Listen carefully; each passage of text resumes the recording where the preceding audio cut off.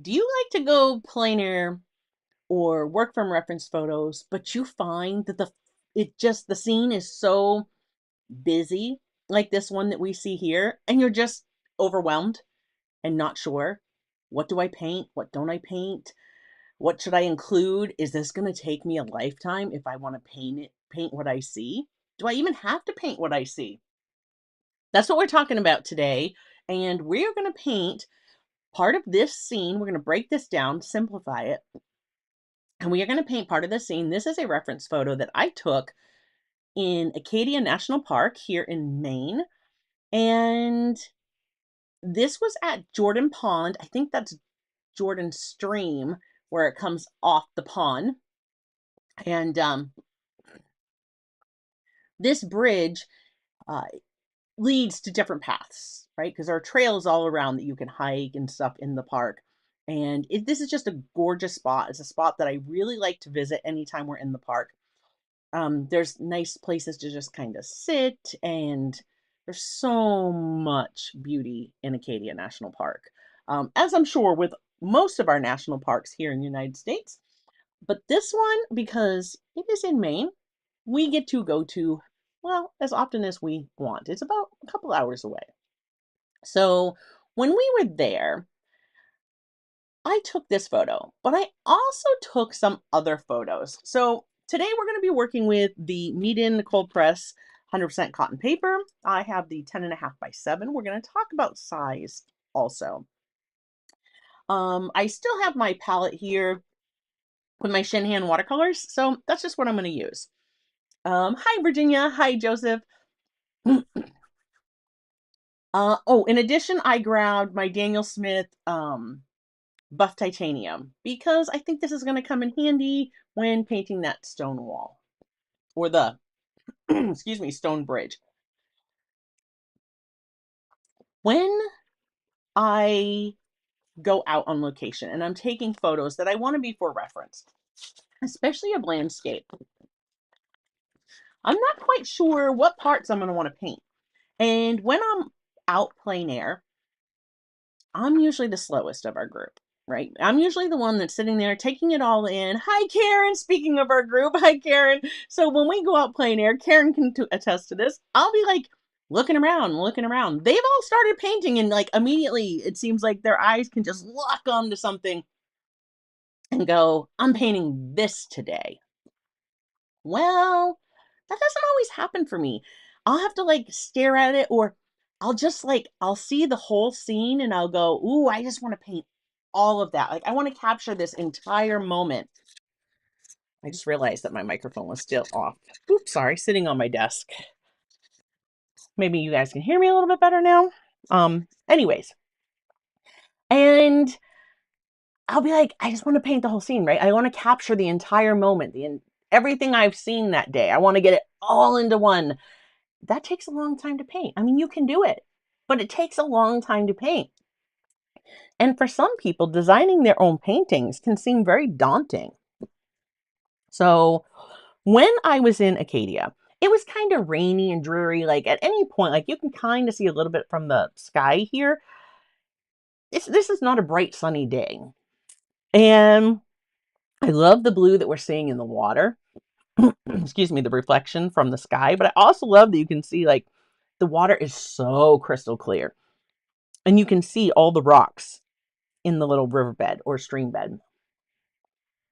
And thank you, Joseph.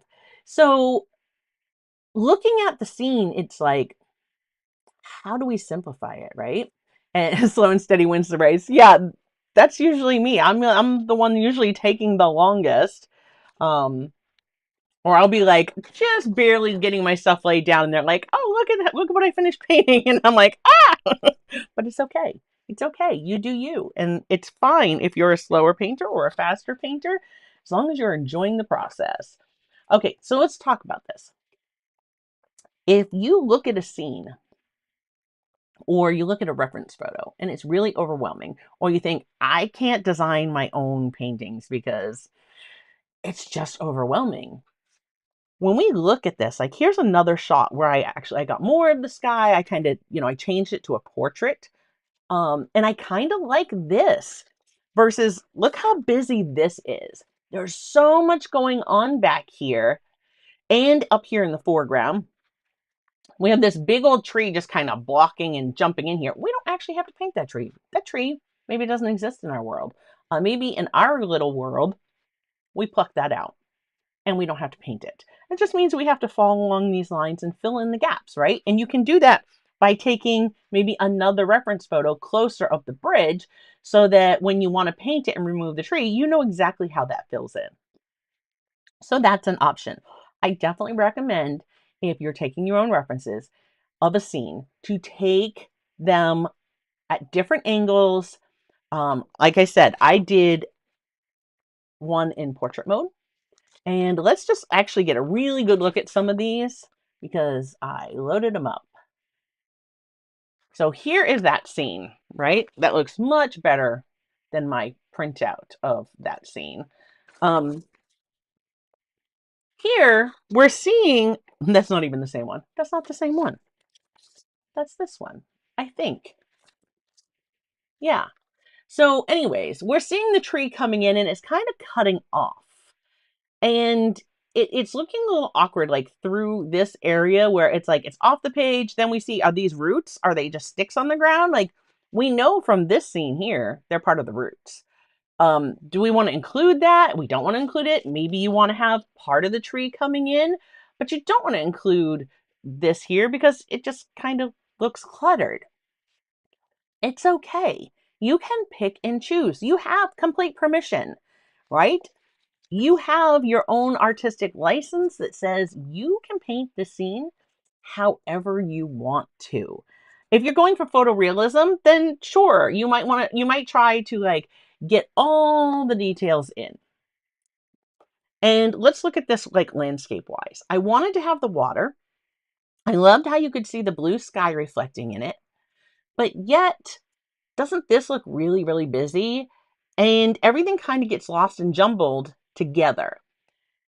When I change it up and we go, right, this is like the one I just showed you. Now I have more sky. So I have more kind of blank space up here. Yeah, there's some trees growing, but I don't have to put every single detail in there. I don't. Now in the park, you come over this bridge and you can actually walk off this way, or you can come back here. If you see these trees, they're actually lighter back there because the path winds around this tree and goes that way. So I can put in as much detail as I want to. I can decide how much of this foreground wants to come in. We can simplify this.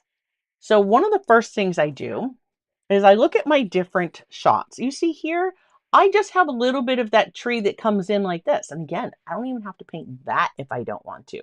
That can just disappear. I could paint this background stuff and I could paint the bridge and a little bit of this foreground, and that's it. And that would simplify it. Gets all this extra stuff out of the way. Here I took another shot, right? Now here, I changed my angle and brought this right up to the top. And I kind of like that. Kind of brings us around and like frames us in this way. On that note, if we look at, let's look at our wider version, right? And if I put this guy under, we kind of see where this is that's the top of this tree. By taking extra photos, I can kind of piece together the whole scene. And now I can look at this and go, okay, I want my bridge for sure. I want to make sure I can see some of this water and have some of that sky reflecting. But here the sky is reflecting, but we're not seeing much of that sky. And I want to see the sky up here so that we have, it makes sense, right? We see it and we know that's what's reflecting. So that's kind of where I am going to go with this. I also kind of like the tree framing this out.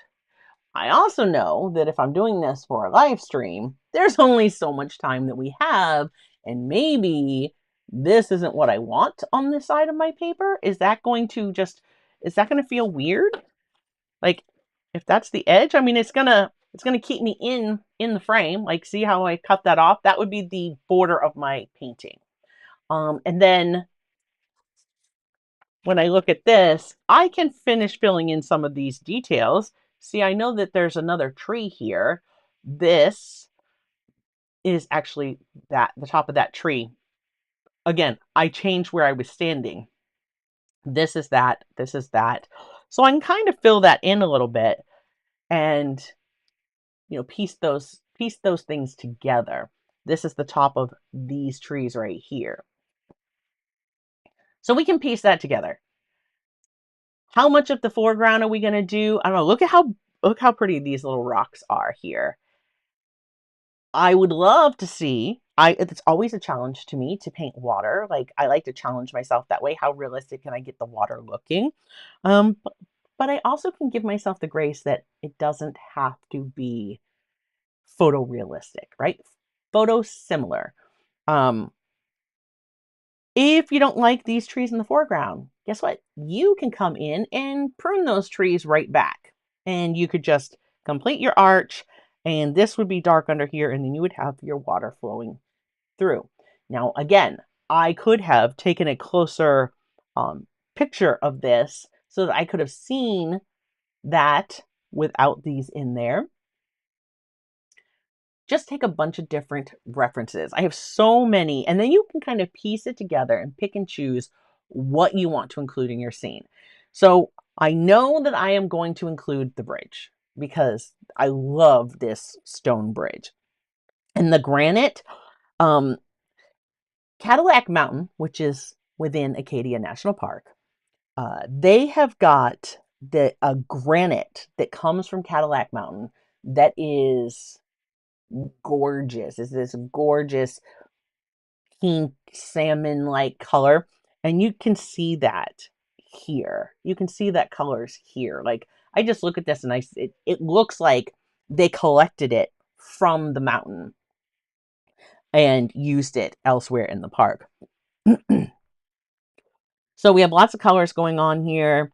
I don't need to be perfect with all of my stones. I can try to get some things similar, but it doesn't have to be perfect. So let's go ahead and we're just gonna start. We're going to take from our references. Now, I kind of liked this one where this like framed in at the top. You see, we don't see as much of the water this way because I had to get down low to get that in the top of my scene. But who's to say I can't paint my water this way and just bring this branch up to the top of my scene? I can absolutely do that if I choose to. Or again, I can just omit it. So what will happen? I don't know. I don't know. Anything can happen. It's a Thursday, right? We're just gonna take it as it goes. I loved this branch. I love how it grew out and then you could see it turn and go away from you. I loved the way there were so many trees that were just like gnarly and craggy. And anyways, we had a couple hikers that were there. I was like waiting for them to get out of my shot. Yeah, then I realized they were stopping and having a snack. When I got down low, you could barely see them. So it was fine. We're gonna pick and choose. Now, your paper size. That's something else to consider. How big are you working?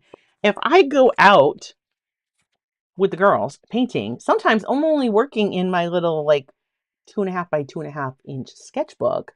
If I open that wide, now I've got like 2.5 by what, 5 inches maybe to paint. And, my brain will still want to look at this scene and paint everything in that little tiny space. It's just not practical. You're not going to get all those details in. Well, you could. Trust me, it takes a long time. Um, so the bigger we go, the more details we can put in. Today, I'm working with a 10.2 by 7 inch, again, meat-in 100% cotton. And the only thing I really want to make sure that I get kind of accurate is the shape of the bridge. So if I pick one and then I look, again, I'm going to say, where do I want it? Because now I'm going to start thinking composition on my page. The bridge is kind of right here in the center. I don't really want that, and I don't need to paint all of this foreground. So if I kind of bring this down, right, that just lets me have more sky. Now my bridge, if I look at the overall size of my paper, right, my bridge is landing about a third, right? So it's kind of still sitting here. This is in that lower third. So I think that's pretty much where I'm going to want it to come in. I like it kind of just like this. So what I'm going to do, I'm going to fold my little printout, and this is just a draft print on regular printer paper, right? So you see I've kind of chopped that off, and there's my scene. And as far as the rest goes, we're just gonna fill it in.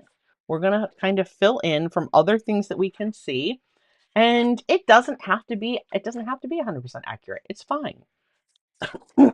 It was woods. There were woods there. This was trees. As long as I have trees coming off to this point, it's going to kind of look like my path continues with some stuff here, and my water's going to come right off the edge of this page.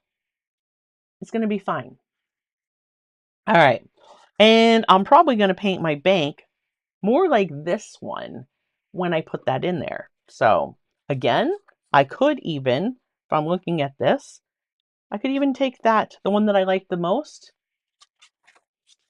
Now that I have that folded, I can easily come back because it just matches up with my paper. So let's just have a quick look at this one. Again, I want this part here kind of to be on our focal points, right? So here's like putting my page in thirds. And then again, so this is kind of going to be a focal point. I want to draw you into my painting. So I want to pull you in that way. And I could easily,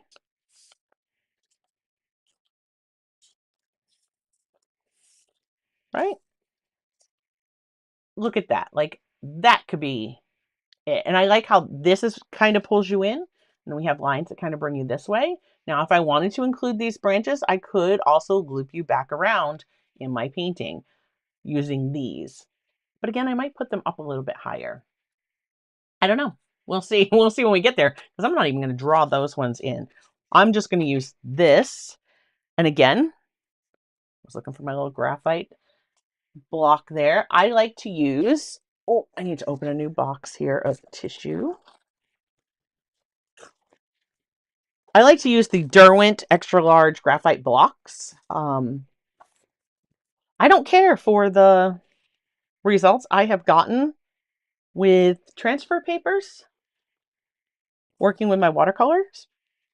They're fine if I was working on a canvas and painting with acrylics. They don't seem to have any negative effects on that. I just don't like the way some of the ones work that I have tried with watercolor. Just seems like I can never get my lines lightened enough. Okay, so I'm just kind of looking through. I need this area. So I'm just going to take this block. All right, I haven't used that side. Let me turn it this way. And I'm just going to put down, right? I really only need some basic information here. Most of it is from the bottom half. I just need some basic information from the top. Sorry, I didn't finish that train of thought. All right, so then I put my block back. And then I'm going to actually take my tissue because this has a lot of dust on it right now.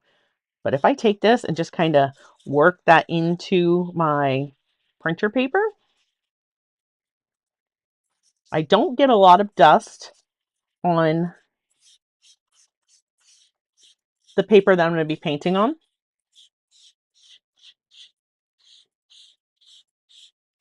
There we go. And I find it fills all that tooth, and then when I go to make my transfer, it works really well. This extra dust, I'm just going to tap off in the wastebasket.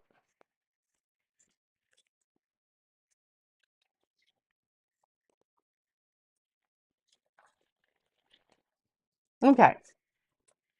And of course, I folded it along the edge of my page, so I can easily come back here and kind of just place that right into the corner There we go. Now the nice thing is if I smudge any of this, my kneaded eraser will lift it up. It'll be clean like it was never there. So, things that I'm going to want to include. Excuse me. Get my my kneaded eraser. I'm gonna need it for after. All right. Now looking at this one, see there's another rock there. So we have these two rocks and then there's another rock. The way this page continues, that rock is going to be in this. So I'm going to add a rock right here because that water is going to continue. And I know that because I took all the extra photos. All right, let's just start by putting in where our stone bridge is. We have here, and there goes my, you can do this with a pencil if it is easier for you to see. You could use a pen for this part.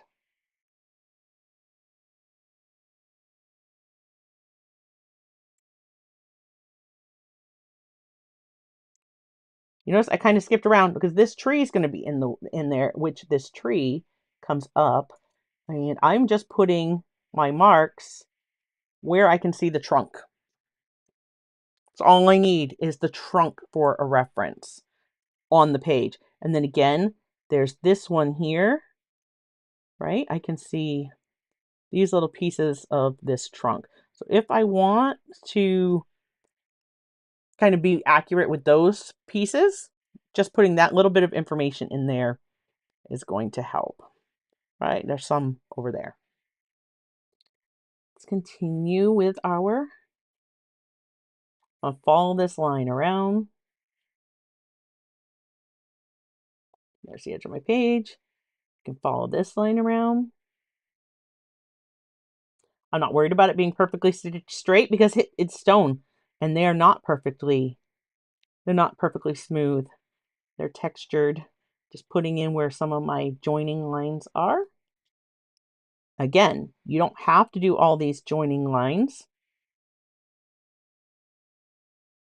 Right? You could just get the basic shape in there.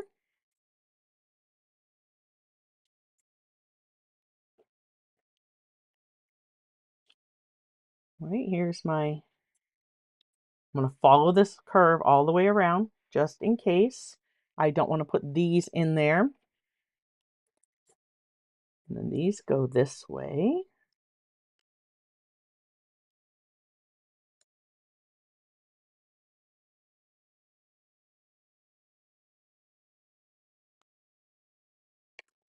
Now you could transfer every single bit, all the information. I don't think you need to. And now if I were on site painting this plein air, I would just do the basic shape, right? What I'm seeing. There are all kinds of tools you can use to make sure that you get like your perspective and your size correct. A great way, it was Leslie Strauss that I first saw do this. She takes like little skewers. So you could take like a skewer or even just your paintbrush and she'll like hold it up. So if I were on scene and I was looking at this bridge, I would be like, okay, that's how tall my bridge is, right? Look, I can follow that around. That's the height I've got at that line. And then, okay, it goes that much. So I can check my measurements that way by where I'm sitting and just holding up some object where I can move my finger and then I can come back and check it on my painting. So that's just a little tip if you're out plein air for making sure that you get your height where your lines need to go. Okay, I think that's good. Look at that. So we've got some good information there. There's a rock here. We can certainly see this rock. I'm just going to put a couple others, right?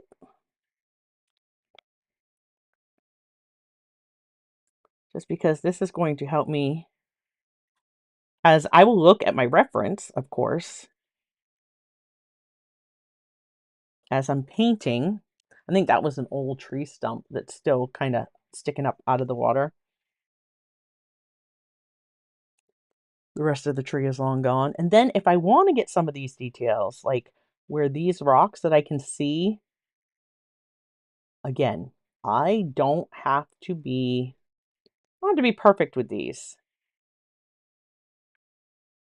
I just know, hey, there's some shapes that look like this. Those are going to be lighter, and I'm going to paint darker around them.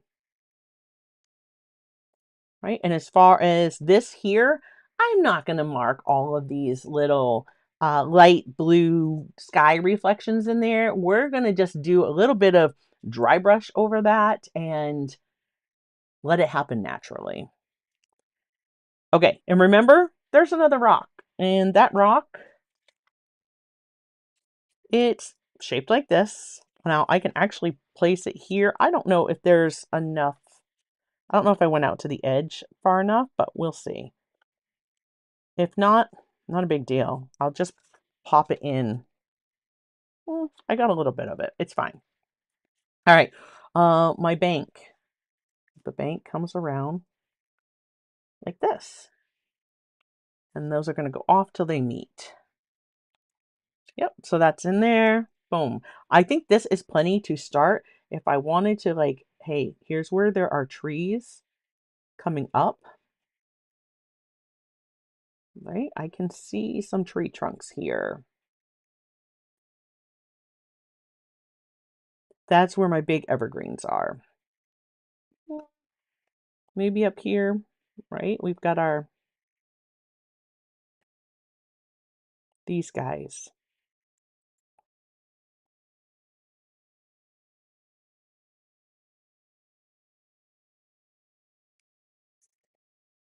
See, there's just a few trunks that I can see. It's going to give me reference when I paint these in.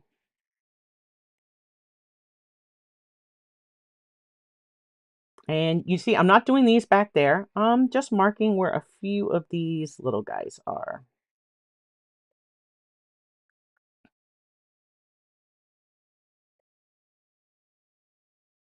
If I was on site painting this, I would just kind of be looking up and getting close.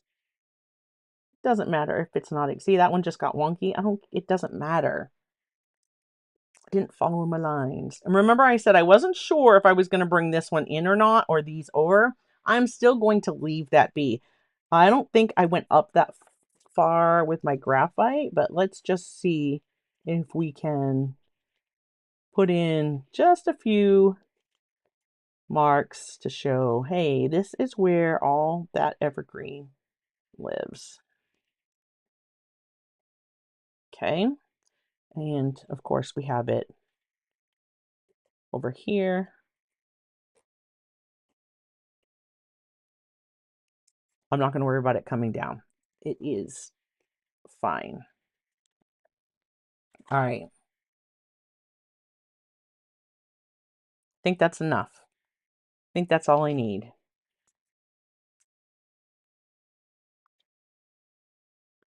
That's it. We're going to work from that.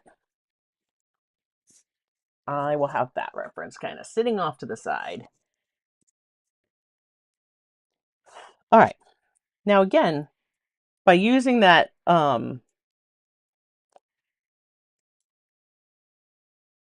extra large, this is a water soluble graphite. This is just going to disappear. I don't even think I'm going to worry about lightening it where the stones are because it's stones. And there are dark marks in between them. So I'm not even worried about that. Right about over here. So this is kind of where that other rock lives. All right, that's good enough.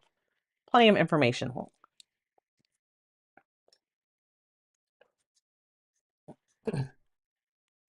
Now, see, it's a little smudged, like in here is a little bit smudged. I'll hold that up so you guys can see that more. And I probably just brushed that, but look at how easily it comes off. There is not a single transfer paper that I have used that it'll just pop off that easily. And see, I didn't put any lines here. I think I missed a couple.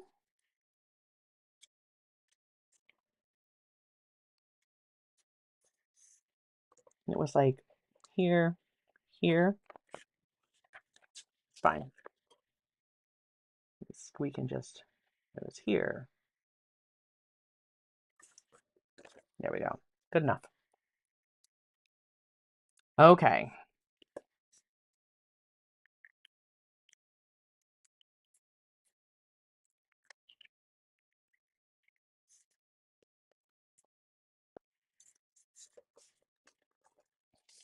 I think I'm going to start with painting some of the sky because I'm going to want to put sky color here because remember, we're going to have that reflection. So we're going to want to lay that in down here.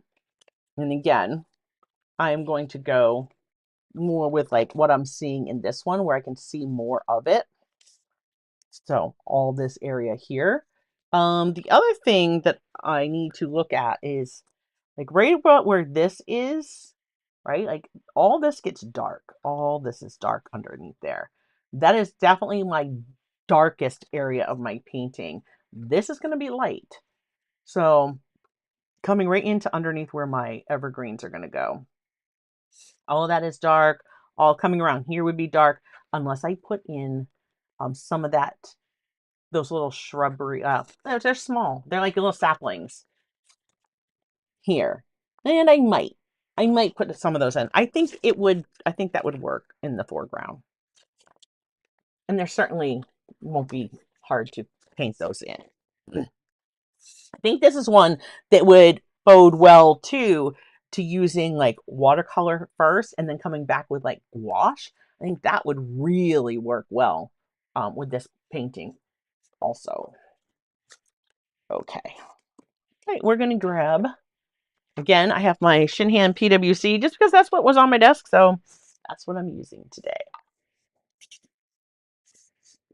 And I'm going to try to paint this like we're sitting out there. I mean, the amount of time we have together this afternoon and the amount of time that we'd be sitting there painting if we were out plein air, it's about the same. So I'm going to see if I can't pull this off. I know, told you I'm like a slow painter when I go out plein air. So today for my brushes, I still have the ones I've been testing out from Golden Maple. So those are here. This set, all this information is in the description below. This is a size 4, 8, 12. The set also comes with this big old, look at that one. It's a beast. It's an 18. So you get all of these. I am loving the points on these things. Those are sharp. So sharp. This actually isn't my biggest palette, which some of you have seen the biggest palette. Gosh, one of these days I'm going to get this studio organized so that I can have that bad boy on the desk and paint with it. And when I do that, I'm going to need a palette cam just so you guys can see it. I'm going to need a major key so that I know. I'll need like little dots to stick on. If you've seen it, you know what I'm talking about. But I'll need like little dots to stick on it for like, these are the colors you're using today. It can be quite overwhelming. Okay. You know what? I'm not even going to worry about cleaning. I'm not going to worry about cleaning this up. I'm just going to give myself a little spot kind of off here where you're not really seeing so much. Actually, I'll just do it right here.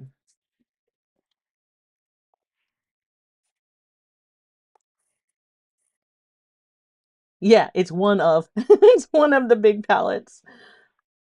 All right, we're just gonna clean that out of there so I can mix my sky color right there. All right. Right now I'm grabbing my Princeton Neptune size 6 quill just because she will wet. She will wet that paper really well. Holds a lot of water. Right? I don't have to worry too much down in here. That's all going to be green. I don't have to worry too much down that way. You can see through some of this, so I am going to bring it down. Right, and my page is, I don't know if that's, you can see that. I'm getting it nice and wet.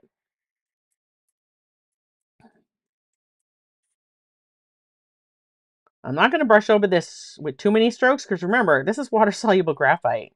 And I could make my line work disappear. And I'm going to want that, so.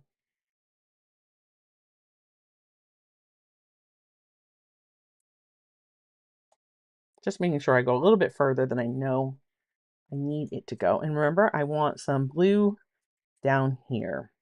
So just wetting a little bit of that area. I don't need it everywhere, but we're just going to put that in. Okay, what are we going to use for our sky? How about, I'm looking at this and it's like, it's kind of a cloudy overcast. It's really, I don't know. This is cobalt blue. It's PB28. And let's see. I'm actually going to take a touch of ultramarine. All right. There we go. I don't need to think about it too much. Just gonna get this in, right? I don't care if I miss a few spots. Guess what? It's gonna look like clouds. So don't overthink it. Just, especially if you're plein air, the wind is out there. The air's moving. It's drying your paper. You're like trying to hustle up. Oh yeah, your light's like constantly changing because the earth doesn't stop rotating for you to get your painting done. And I want some of that blue down here. There we go. And just like that, our sky and our water highlights are done. All right. I don't know. If Karen sticks with us, we'll have to see. Can I paint this one faster than I actually do out there?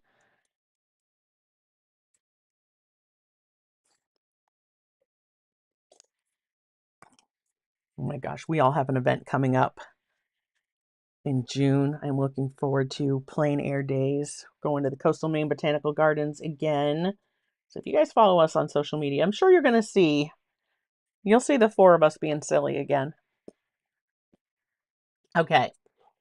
Next, let's put in the base of our bridge. And I think for that, I'm going to start with some buff titanium. This is more opaque. Definitely an opaque color. This is my size 10 round Princeton Velvetouch. Now, this is still wet. Okay, it is definitely, I'm still getting some sheen off of that. I don't know I don't know if the camera is picking that up. You see how much sheen I have on there still? So I'm not going to want to completely touch where these areas are because I want that to kind of stay put. But we're going to get a little bit of this. Our bridge is wet.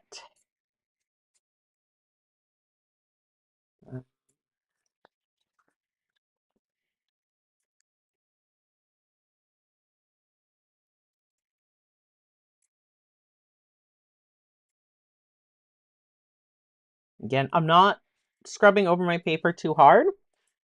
I don't want I don't want to scrub up or dissolve my lines. If I had used my kneaded eraser to lighten these lines, it absolutely would have, I'm gonna drop of water there. It absolutely would have dissolved that graphite. So yeah, I'm just gonna lay this in. Right? This is going to be the lightest value on my bridge. Lay that right in there. We will come back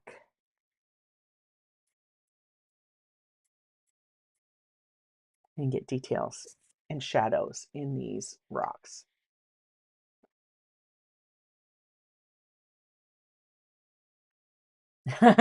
Katerine Redfield Kitten says, it is a wet autumn day here. Of course,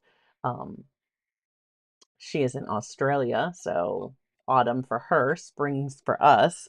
And so we can take a long time with our painting today because it is wet outside where she's at and she's not going anywhere.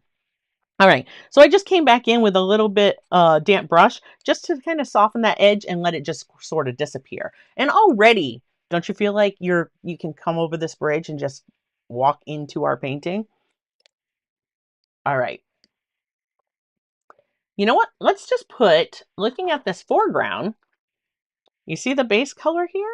It looks kind of like our bridge. So we're just going to kind of lay that in there. And yeah, this is a little bit warmer than what this is. I could have mixed up a very pale gray for the lightest values. But you know what? If I feel that I need to get more gray versus this, I can always mix up like some Dr. Peach Martin's Bleed Proof White and give it a little bit of a tint with like the same as our sky. That might have been a better choice, like using our sky color, but you know what? Choice has been made, so we're going with it. And I think it's fine. And you can do that because you know what? It's going to be very cohesive because the colors that we see here and the colors that we see here, they're all just going to go together. Okay, so we're just going to lay that in. You see we have the edge, but I'm not worried about it because the water gets really dark up to that edge. So it does not matter.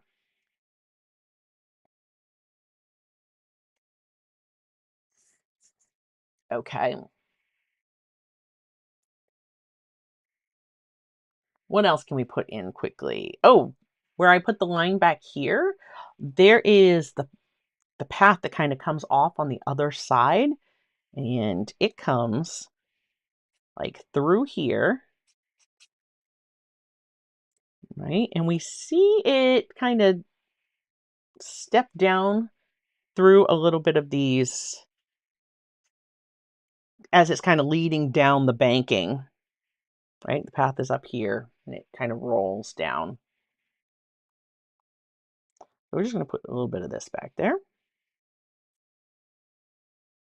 And we can do this wet and wet into this little path area. We would have, I'm going to grab my size 6 round. And let's get some burnt umber. That would be this guy.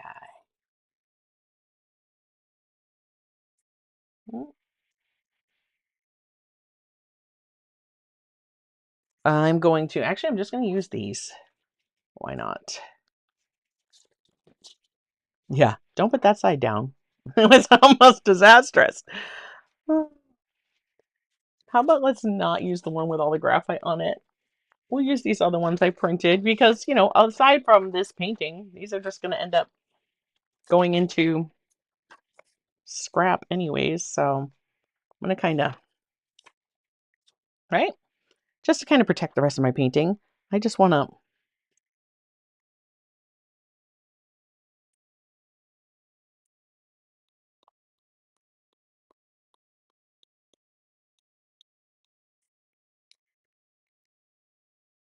There's all kinds of colors, right? This is it's probably still a little too wet, but again, I'm not worrying about it. It's fine. It's fine. And let that dry a little bit, and we'll do it some more.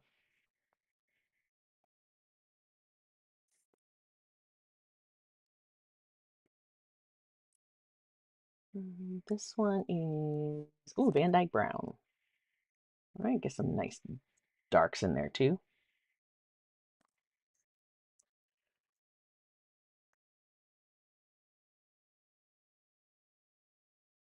This is part of our background, so we don't need to worry too much about that. So I figure we just throw it in now, see where it takes us.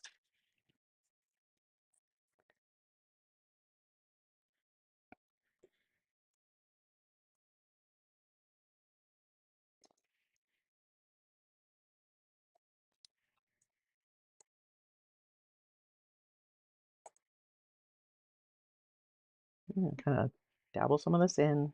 Again, if I need to, I can do some more spatter when it's not so wet.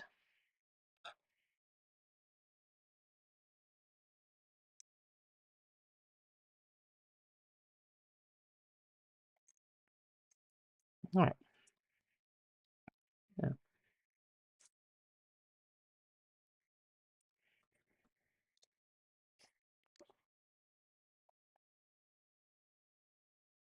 It's just going to disappear into what we're going to paint next over it, so that's fine. Not worried about where my line is. It'll disappear. Okay, and this gets very dark under here, dark like what's over here. So we're not worried about that transition either. Okay. My paper's still cool. It's still buckly, but it's definitely dry enough that if I paint it over that, it's not going to move too much. So I think we can get back into that area. Now, up here on this tree, this is kind of in the distance. I'm going to take some of that ultramarine and cobalt blue like I had for my sky. And I want to neutralize that a little bit. So why don't we just grab some of this? There we go. Perfect. Just want definitely a watered down version. I want it to be nice and light. Because what we're going to do is we are going to quickly create like these trees back here. You see how it just kind of looks like we took a little bit darker value from the sky and we're just going to kind of brush it in there. We don't have to paint all those little branches. Like, we don't have to paint all those little branches. We can just suggest that, hey, guess what? Back about here. See, I'm just tapping. Yep, there's some trees. They live right back there. There they are. That's it. We let it go. We move on because we're painting and everybody else in our group is going so much faster. No, that's undue stress we put on ourselves. We don't have to do that. I'm going to make a darker version of this. So again, I was using my ultramarine blue, a little bit of cobalt blue, and I just grabbed some of this, which is like our burnt sienna. So gives us a nice dark. And I'm going to use our little size 4. Right? I loved the way the paint was flowing off of this. Now, Golden Maple calls it a needle brush. It's a reservoir brush. You can call it whatever makes you happy.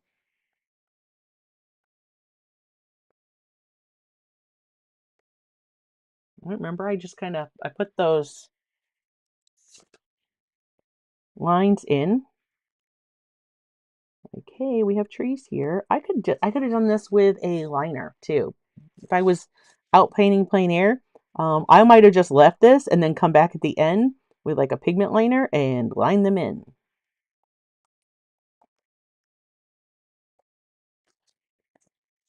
Well, that guy is actually an evergreen. It's fine. We'll make it so.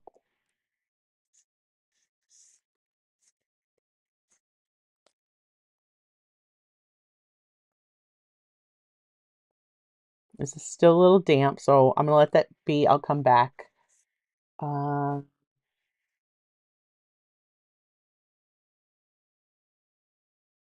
Pick up a little bit of the blue from the sky. This was just green that I had on here from before. It's most likely my perling green, whatever we used last week. Because this one is actually like,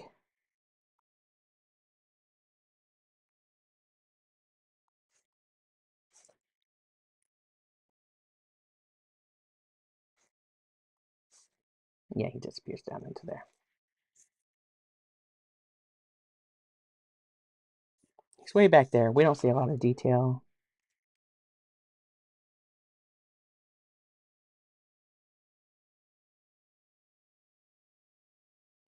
Just know he's an evergreen.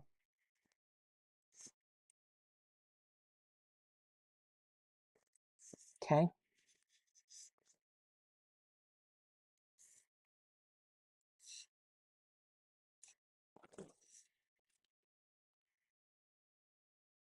Okay. Those are trunks that I see coming. They're lighter in value. Not going to worry too much about that. We have a big evergreen over here. Let's paint that in. Get that done. That's what this is. Just going to take this.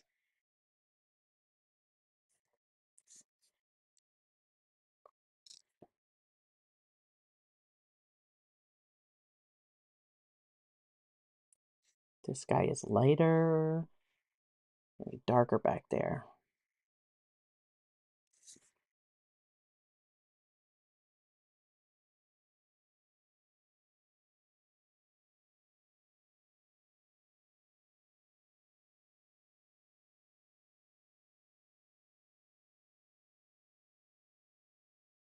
Here I showed myself, hey, you have some branches that come out like this from where these trees are.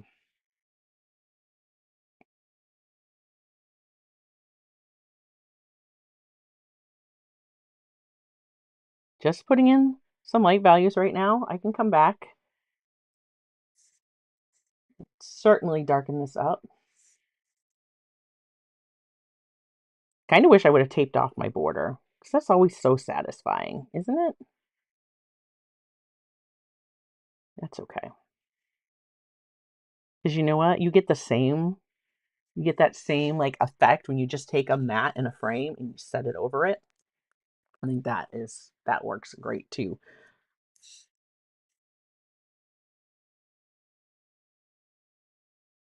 I want this lighter color because see where these guys are? Um,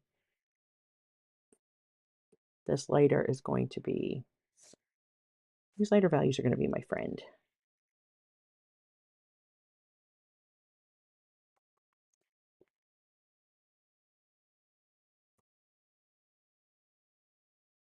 Just blocking in where there's going to be color right now. That one is going to come up in front.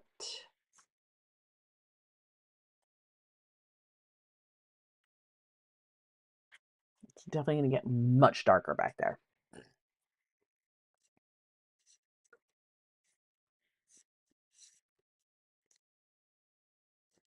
What is this? This is green gold. Oh, yeah, it is. And this one, I think, is sap green.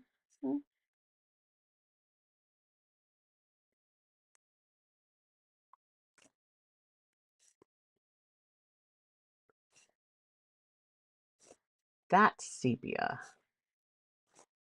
I don't really want that.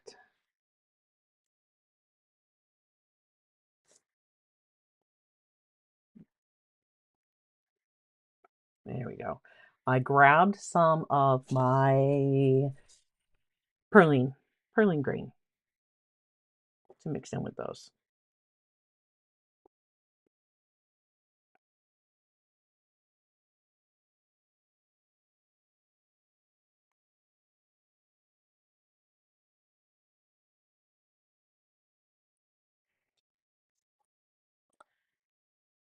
Grabbing my size 8.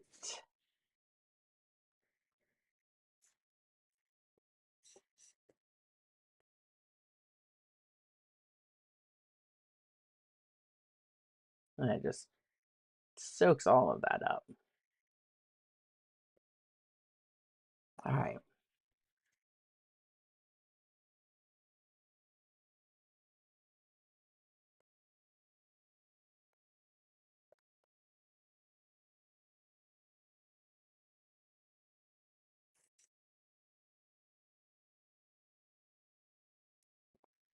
My brush is a little dry. I think I took more water out of the belly of my brush than I needed to because I'm so used to my other needle brushes that I have. They like don't want to feed that paint, or they just want to like flood the water. And these really don't do that. I am loving these brushes.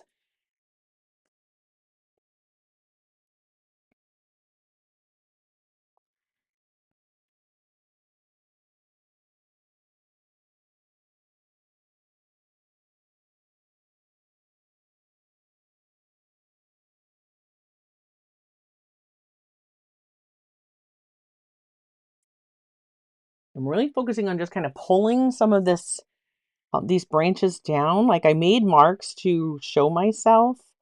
Uh, you can see the sky coming through. There are definitely plenty of bird holes in this cluster of, and this is actually more than one tree. There are a few trunks in here.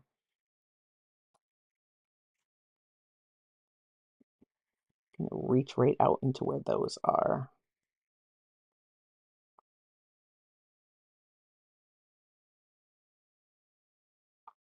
So again, if I need to darken some of this up, I can. I'll just come back in with more.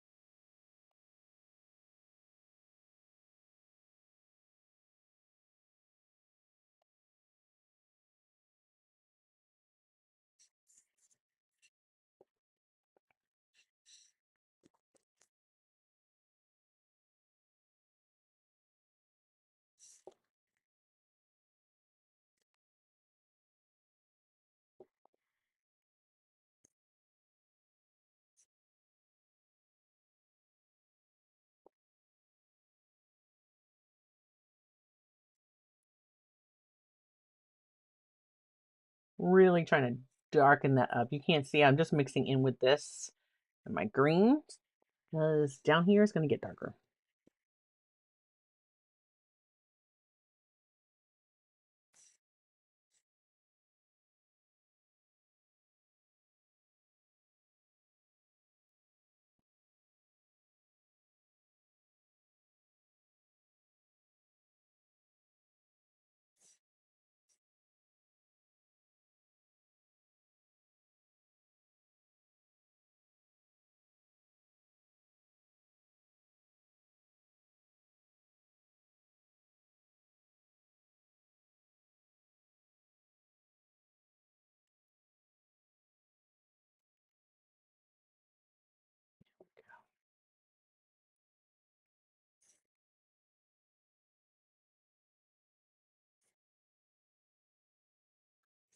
Now, all the way down to the bridge here. This gets like really, just gonna kind of use the belly of the brush a little bit.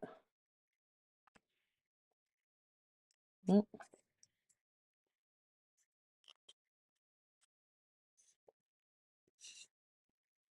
This comes all the way down. And for this part, now that I'm getting down in here where it's much thicker, I'm going to go ahead and switch out from using that needle brush and grab my size 10 round again. Right, grab some more of that pearling green. Grab some more of this sepia, or not sepia, excuse me, this oh, this one's burnt umber. So this is going to give me a really nice deep green. Nice and dark. All right, let's work on where we saw these trunks in here.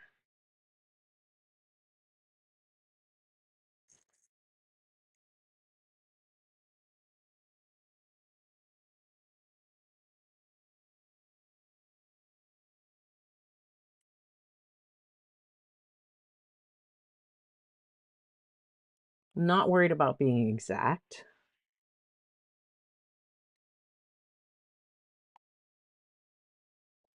And again, it might be too big of a brush to keep that going up, but you know, that's fine. It's fine. And this one is really wet. I could have actually done that with the needle brush and it wouldn't have dumped so much water right there, but that's okay. I think while I have this on my brush, though, I am going to do... Actually, no. It's too big. It's too big.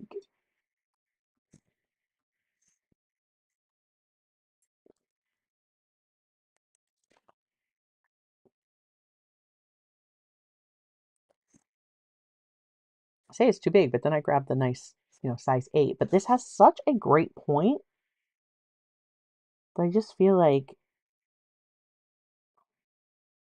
although the belly of the brush is really big, like the point of the brush, not so much.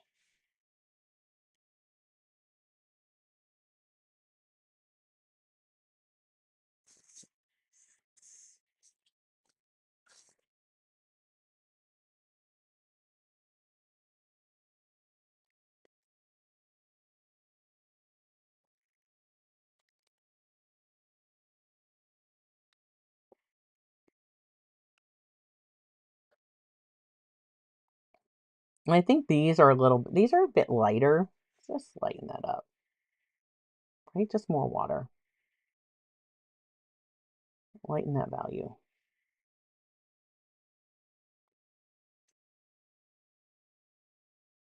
There we go. When that dries, it will be lighter. If a little bit of the pencil still shows through, that's going to be fine. I think I flicked little drops on my up here. We'll see if those will come off without lifting.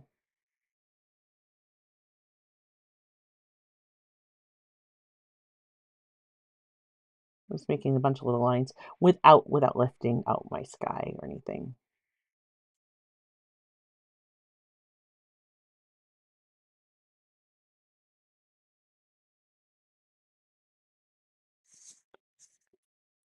There we go. All right, let's see. I'm going to try just use the point.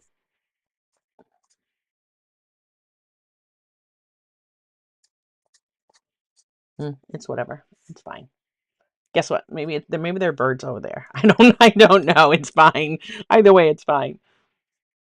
All right. My size 6 round.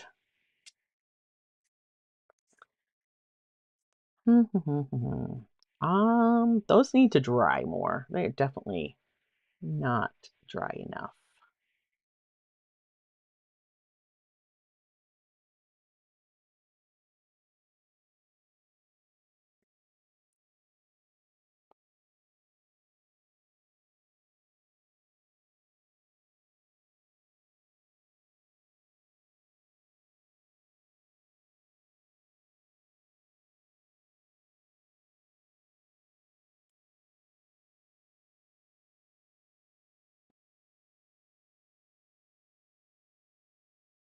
I don't know how much of it can actually be seen, but guess what? In my world, we're going to see some of this trunk. And again, this is where now I'm not looking completely at my reference photo. I know that's about where the trees are. And if my trees are slightly different than the trees that are actually there, I'm not worried about it.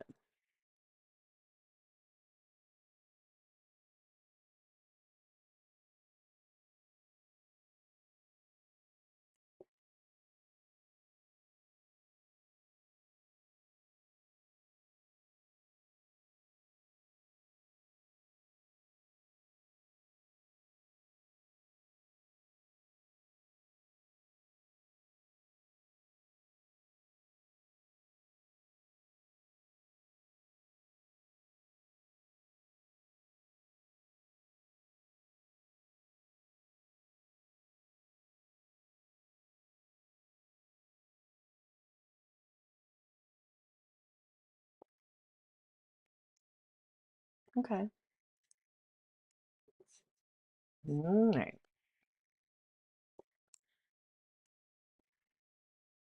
See, now this is how I feel when I'm out there painting. I'm like, okay, I am an hour in. I need to pick up the pace. Happens to me a lot. Does it happen to you guys? Let me know. Let me know. Let me know that I am not alone if it happens to you as well. This here, like this tree, there was a lot of stuff like budding out. We actually are going to see like maybe some almost, since we've used it, that like burnt sienna, raw umber like color in here. Burnt umber. Yeah, burnt umber, burnt sienna. You know, those earthy reddish orange colors. Um, this tree here, one of these, it didn't really have any. This guy, it was kind of bare. So this one in here had a little bit, and there's like an evergreen back there behind it. So what I'm going to do is I'm going to go ahead and not worry about that so much because that was kind of a bare one, but we're going to put what might look like an evergreen off in the distance back there behind it. Paint that in. It actually doesn't touch this. I'm bringing it too close to this tree, but again, not worrying about it. It's fine. My landscape, they're friends. They touch. They're a little closer. And I didn't leave a lot of bird holes, but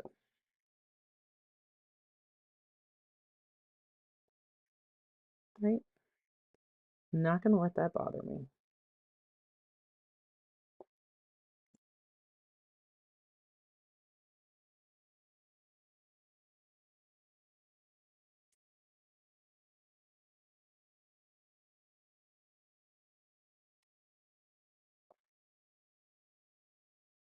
There's green. These aren't quite dry enough. I didn't want to make them smear, but there's green. There's all the way.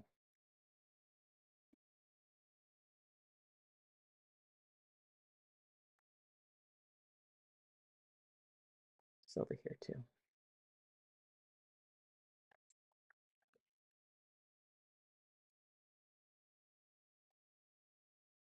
And over here, it's a little bit more warmth because remember when I go around this big cluster of trees, stuff that leads off this way, it's more light back there.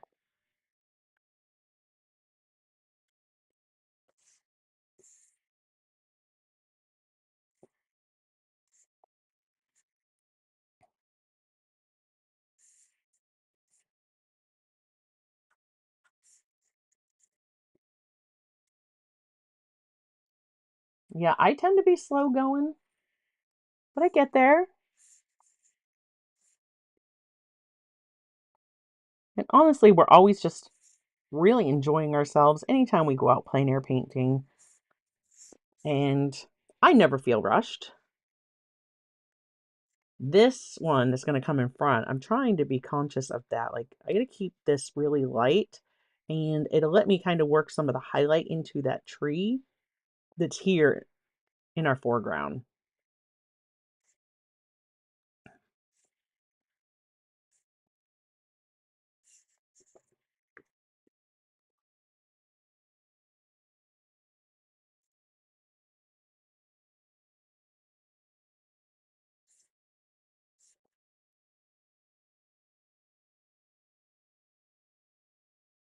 Kind of thinking about that tree and doing a little bit of like negative painting right now.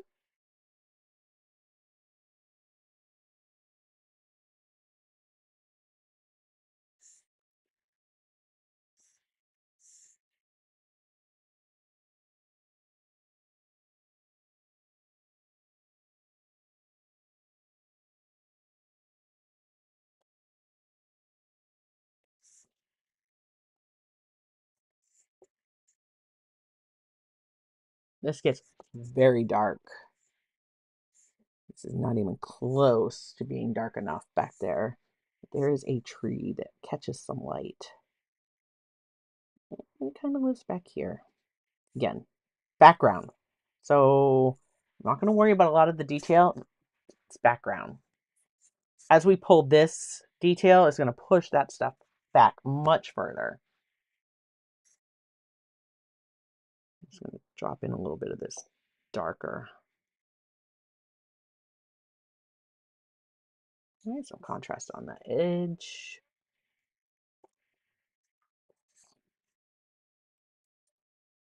Soften this edge.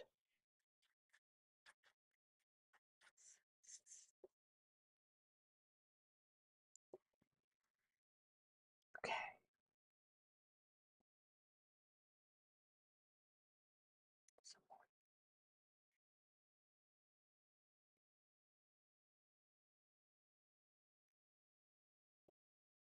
Need to go darker. That's my pearline green. That's burnt umber. It's got a little burnt sienna. There we go.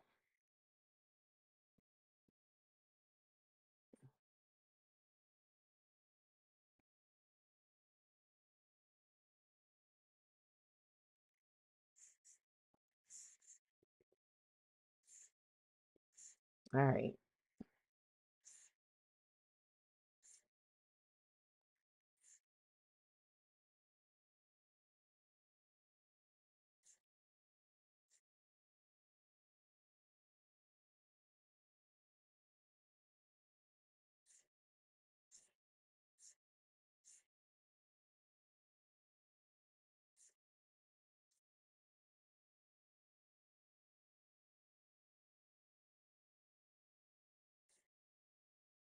And I am sort of negative painting here.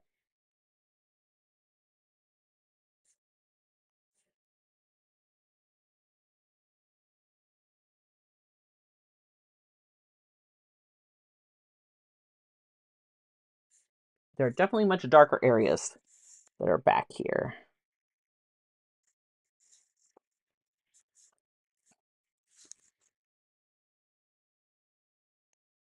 That is something that I don't know about you guys, but that is something for me that's like really been a challenge to master is negative painting in spaces.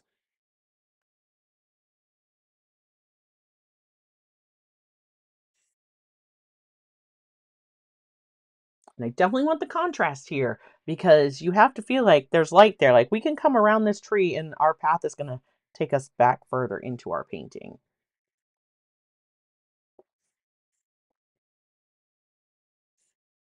So where are this guy? He's so much darker. And we can certainly see through. There are lots of little bird holes here, right? Gaps in the foliage.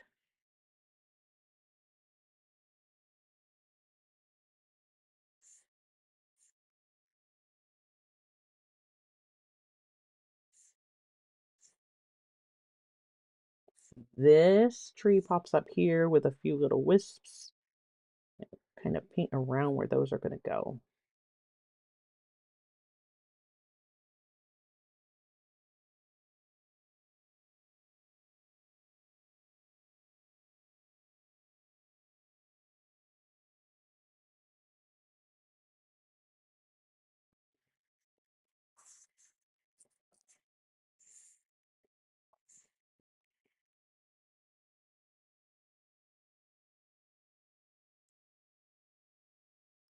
Going lighter because where we can see through these trees, we know there's more behind there.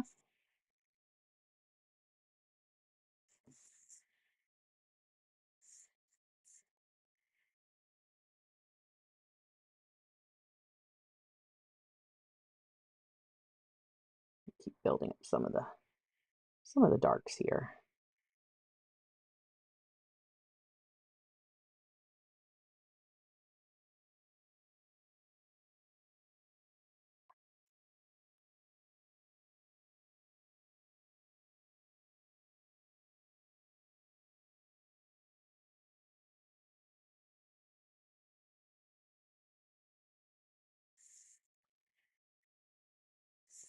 There we go.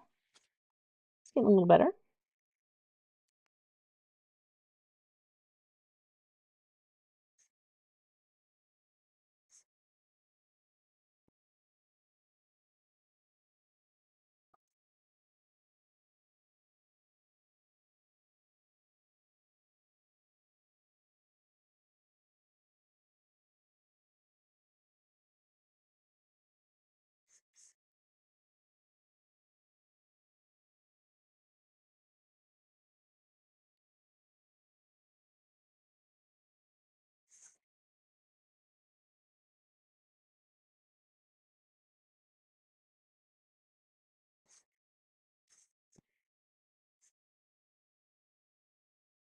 And there's so much going on in this cluster that I don't need to, I need to be careful to try not to put too much detail in, right? I want different values poking through here and there.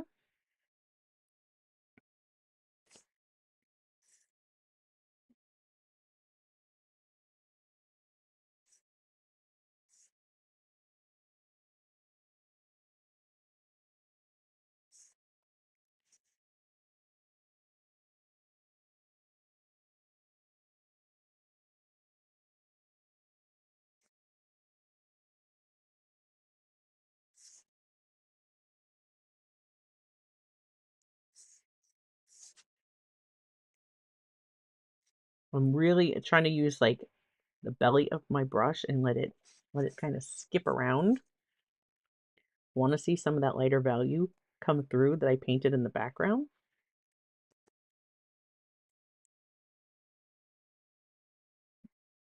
I just want to imply different levels.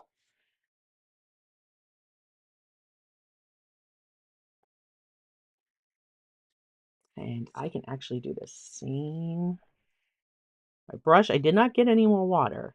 So as I come through here, right, it's going to be dry. It's going to skip around. And that is going to help.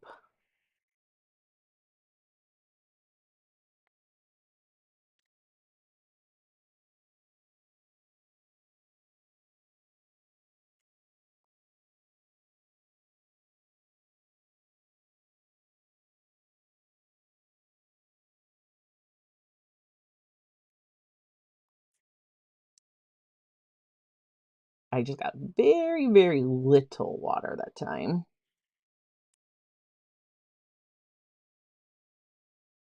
I pushed a little too hard. Don't worry about it. Let's let it be. All right. All I did was added a new tree there. And there's plenty in this scene that it's still not going to look like, oh no, I made a mistake. Certainly not going to stress out over that.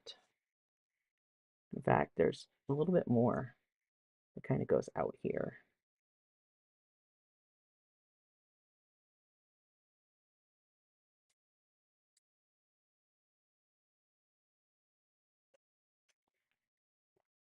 We certainly need to darken up the upper part of this.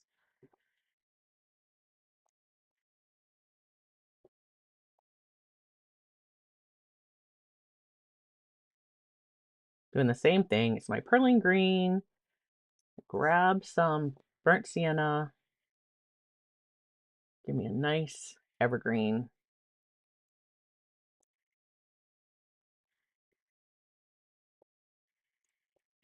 And we'll just sort of pull in some darks here. Like I've got, right? There we go. Look, I just made it look like there's another tree there because we had many trunks going through here. So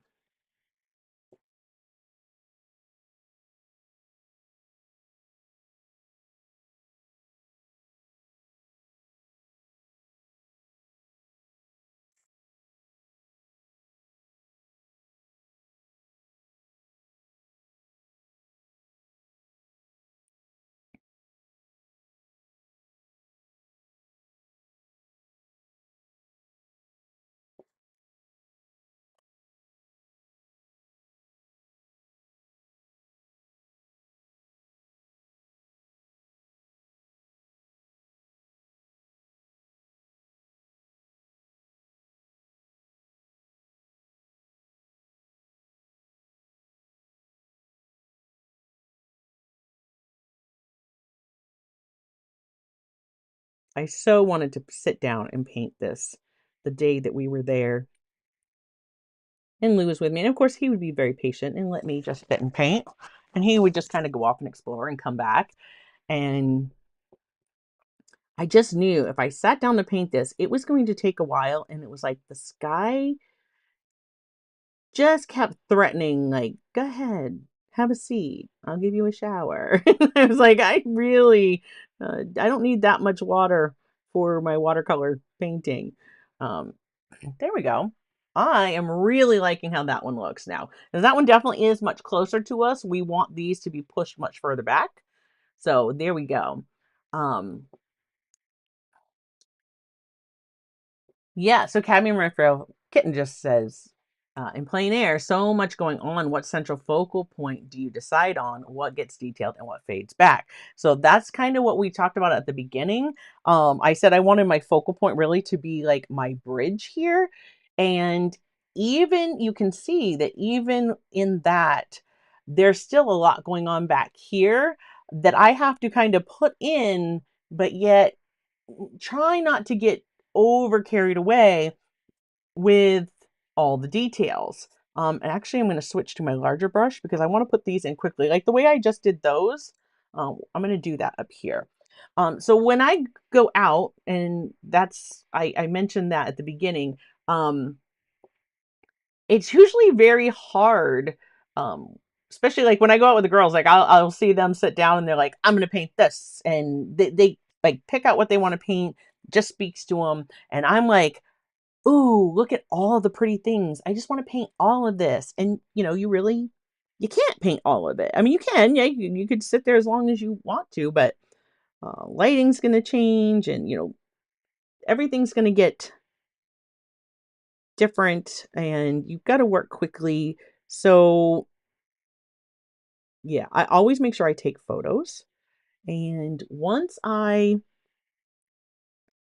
pick out, what I'm going to paint, I definitely take a photo of that because I do tend to paint slower sometimes and the lighting might change. I might need to look back because a cloud came over. Now there's some weird shadows coming through where I didn't have them before. And yeah,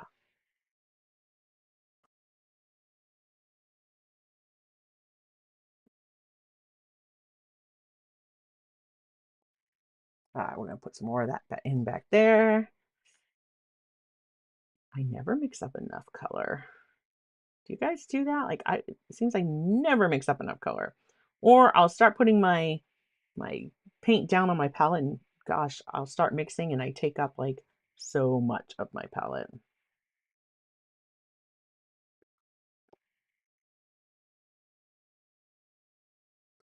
It gets really dark down in here, but I think I'm going to come back with those darks once I get the this tree in because it's really quite dark back here, like quite dark. And I want to mist this. I want the area to just kind of diffuse again. It's pushed back. And I would absolutely, I keep a little mister with me in my plein air bag. It's just like this little guy. And I will often have to mist my paper because you're out there and the the air is drying your page. There's so many factors that are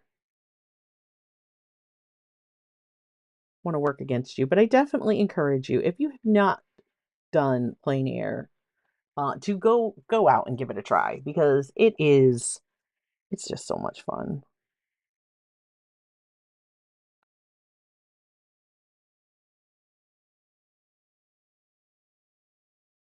So just kind of did a little bit of negative painting around the tree that I wanted on that side there. I know this guy's going to kind of break out into this space a little bit, so it's kind of leaving that. I can always touch it up if I need to. But this really,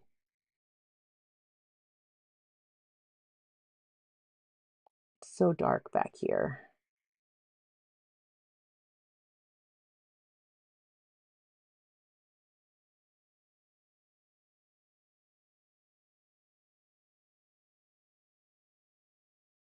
And again, right now, I'm not looking at my reference photo. I just know this area is dark and I want this to look like there's a bunch of trees back there, but I don't want a ton of details in them. That's all I'm focusing on right now.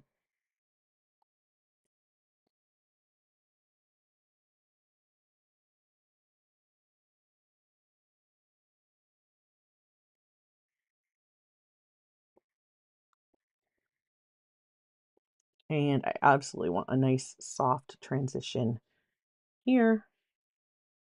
Don't want hard lines.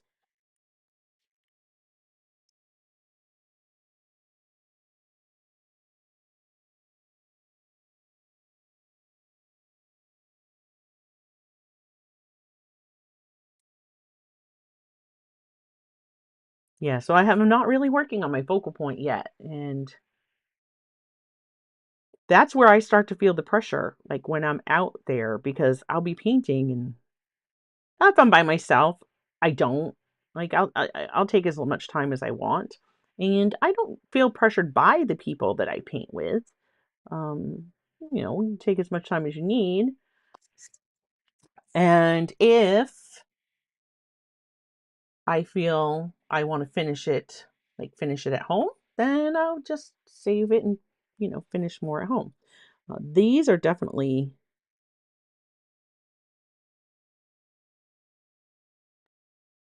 I'm putting more in, because remember, my painting went a little bit further to the left. So I am like making some up as I go along here, and that's fine.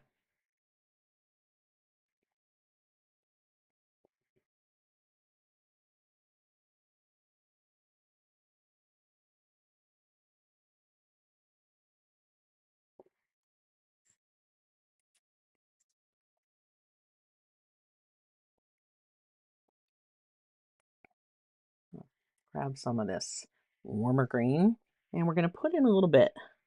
It's warmer back here.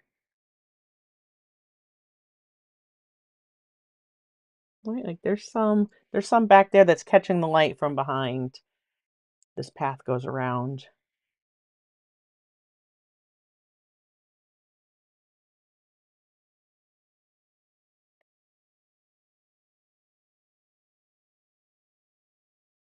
Again, I'm getting very creative with my landscape right now. I'm not looking at my reference photo, and that's okay.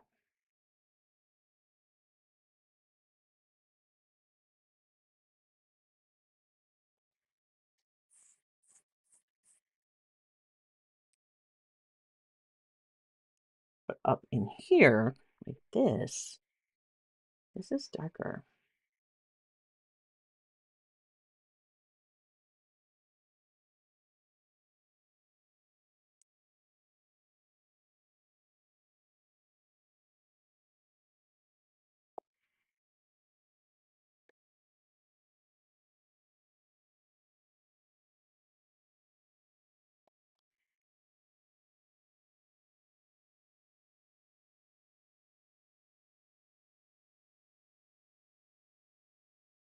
Hey, Shanna, caution artist at play. Speaking of painting buddies in plein air, there's another one of the crew. Okay, I need to put in a little bit over here. And I don't know, will we even get this finished? Our background might get finished. Uh, See, this is where it's like, well, maybe I'm sitting in this spot for 3 hours to paint this one. We're not going to sit here for 3 hours today, folks. So don't worry about that. I'm going to put a little bit, like these are just starting to bud out. So I want to take a little bit, I'm going to grab some of this burnt sienna. Um, let's put in, let's try a little quinacridone red into that. Yeah, I like that. Now, one of the things that you can do before I just go right into my painting and start to put in some of these like budding, right? Is I can make sure if I do this on the side, right? This is a different paper. This is a cellulose, but you see I'm starting to pick up a little bit of like what I wanted. So I think right about in here, I'm just going to pop in a little bit of this. This guy is in front. There's some stuff starting to bud out on these. In here we have a lot less. I've got less paint on my brush now, so just trying to barely pull across the tooth of the paper so that I can suggest all the little buds that are starting to come out on this tree back here. And I'm really feeling like this isn't quite, it's too loose over here. It's too, I need to anchor this. I need some more contrast right here to keep you from like wandering off. I want to bring you this way. So I'm going to go ahead and put in a little bit more evergreen back in this space.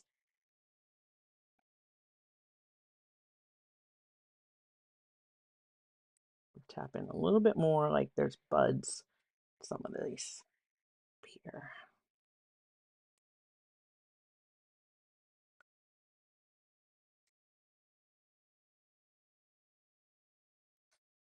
And there we go. Let's go ahead and get some. We're going to get some more back here. We're just going to, well, we're going to, remember I could bring that branch over. I could even show part of that tree in this space, but I don't think I want to. I really don't. I kind of like how this is coming around. I want to feel like that would be a little bit further off the side. So we're just going to bring in a little bit more evergreen, and going to get that a little bit lighter. Just got a little bit more water in my brush, right? I want to just push this back. Push it back.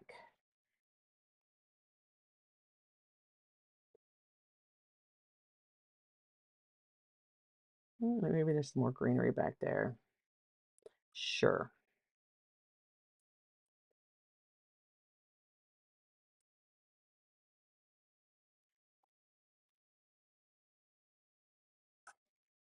You know I love me some trees, Wildflower. And you can't go to Acadia National Park and not, well, I mean, I guess you could and not paint trees. You could get over, it's right on the coast. It's on Mount Desert Island, and that's in Bar Harbor, Bahaba. So you could absolutely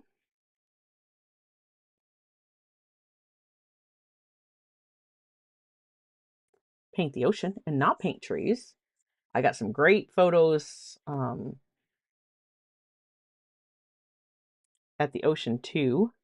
Just bringing this right off. But see how now that's it's kind of going to anchor it in a little bit better. I'm just going to like bring this up. Right, like there's one.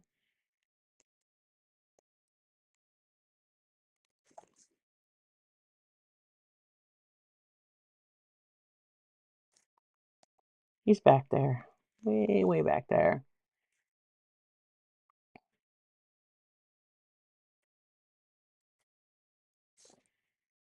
I just feel like that helps kind of keep it framed in.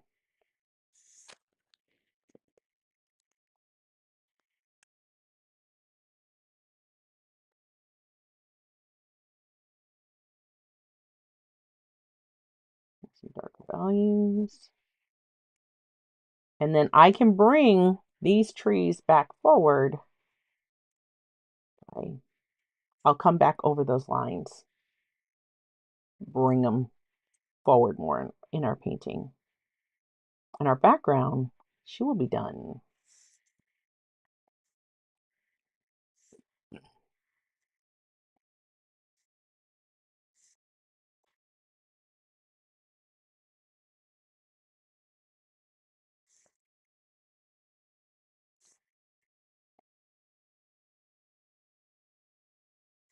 I love me some trees.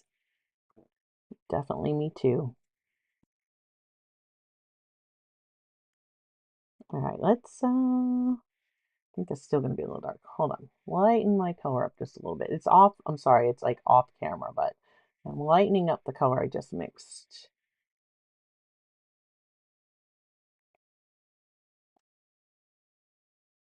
Oh, that's right. So much water on my brush. I'm just gonna add in some more of these darker values. I'm gonna blot them up. There we go. I want this color for my trunks.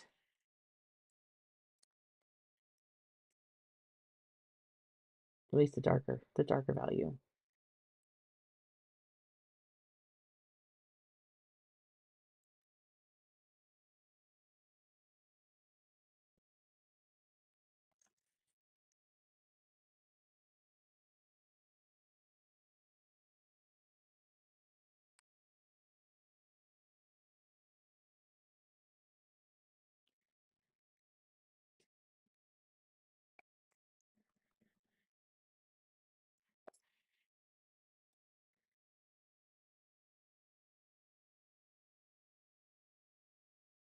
There we go.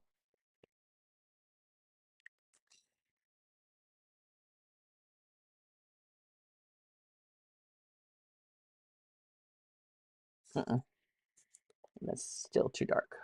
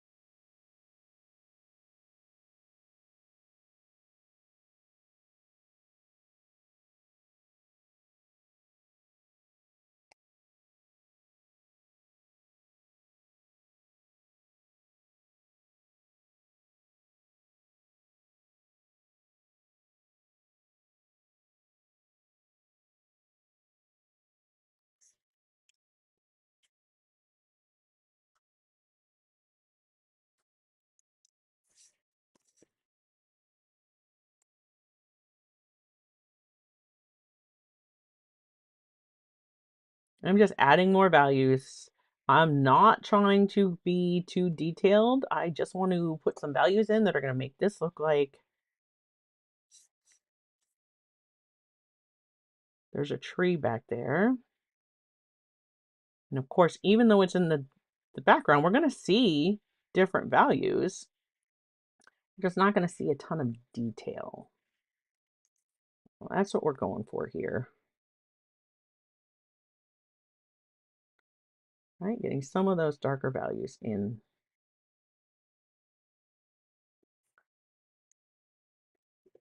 He's lighter, he's back there, he's further away.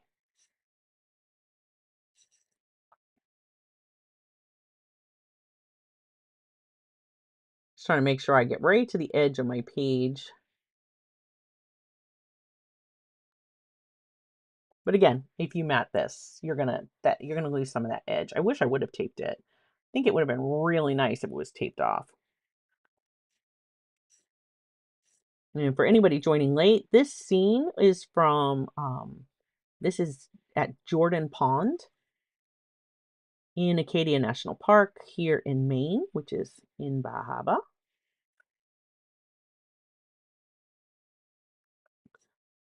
It's on Mount Desert Island. There we go. And I really like the way that that light one is back there. Like, I'm just leaving it. That's not exactly, how my reference photo is or what the scene actually looked like there. But if I was there painting, I know that would be something I would do. Just grabbing this color I mixed earlier. And now I'm going to try to bring this here a little closer. Because this guy is actually closer to me.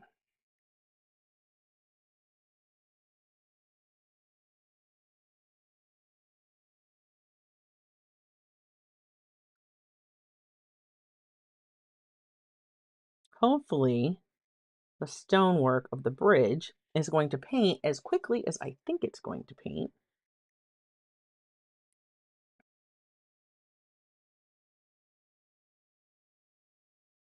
Are you guys like me? Do you spend like so much time on the background? Background in the painting can just really pull me in. I spend so much time, and then you paint the foreground, and you're like, you don't even hardly see what's going on back there because you're so focused on, what's up here.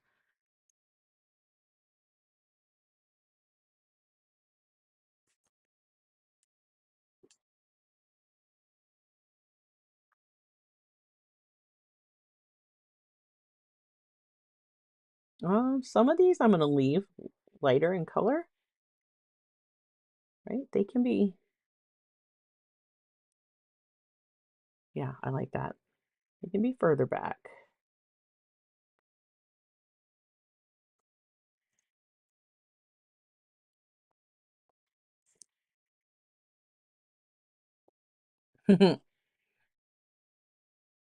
Yeah, Shanna says, I'm a crazy tree hugger. They're so much fun to paint. They are. I love painting trees. And Wildflower says, I spend so much time on every part. Wildflower, I definitely would say I am a slow painter as well, but I love every minute of that process, and so it's okay. If you are a slow painter too, just know it is okay. There is nothing wrong with that, as long as you're enjoying it.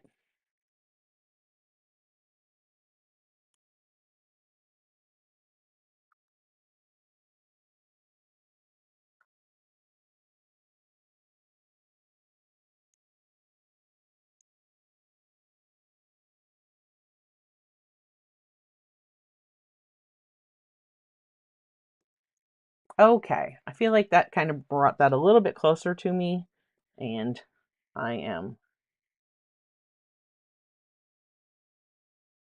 just picking up some darker. I am happy with that.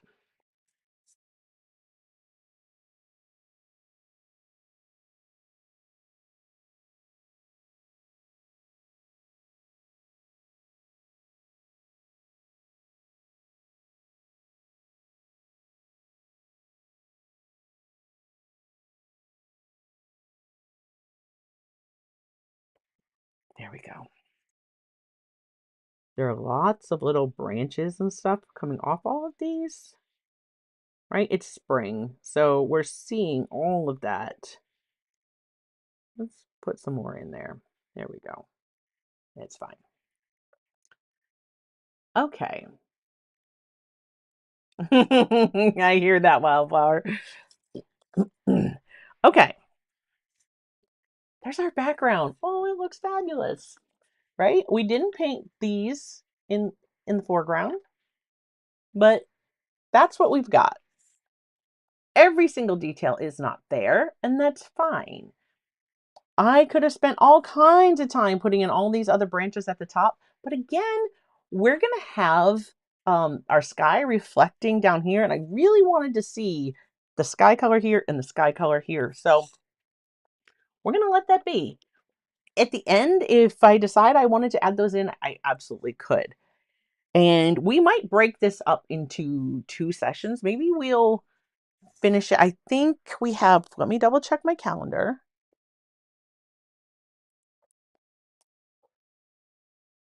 So yeah, next week we still have a week in between when we do the our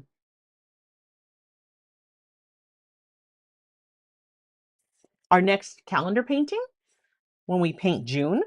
So if I don't finish this today, because we're almost at 2 hours, I will finish it. We will finish it up next week, and that's fine. Let's put some of the colors into the stonework. Let's at least get that part in before we call it a day. And we will finish all the details of this next week for sure.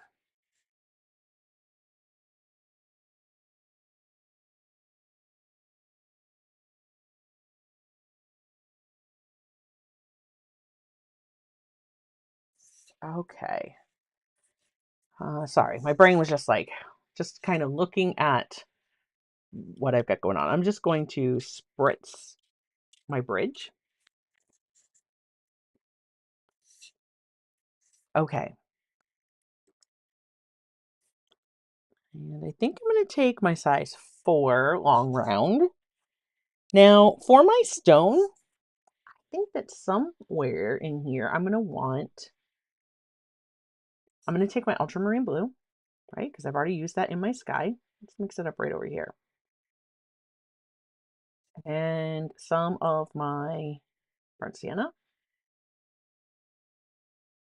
All right, now I have a nice, lovely neutral.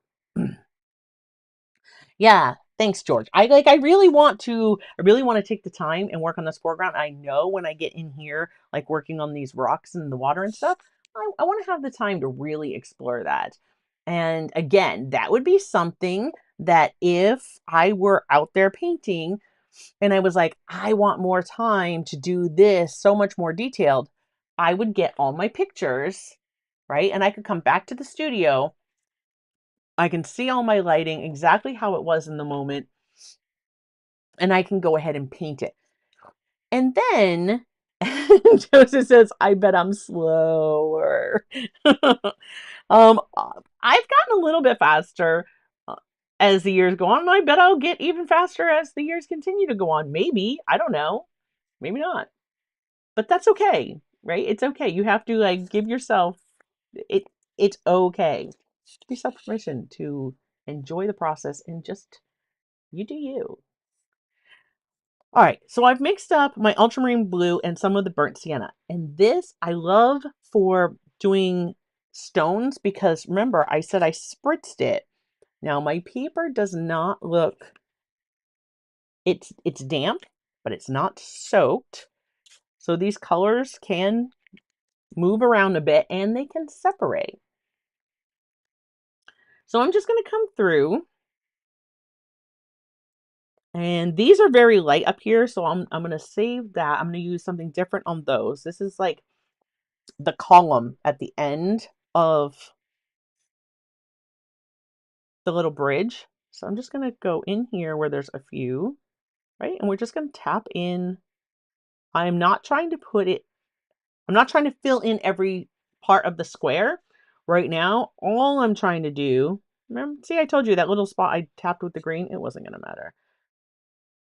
All I'm trying to do now is get some other values on here, right?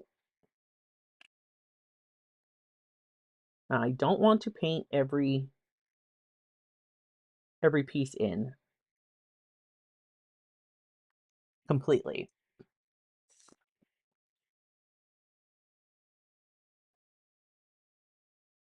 And if these separate out, that ultramarine blue and that burnt sienna, it's fine.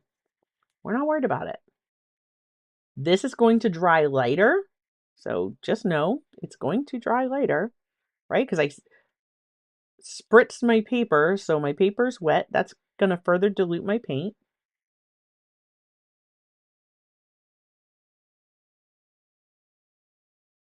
It's rock. I'm also not going to keep going just straight lines. This is bumpy and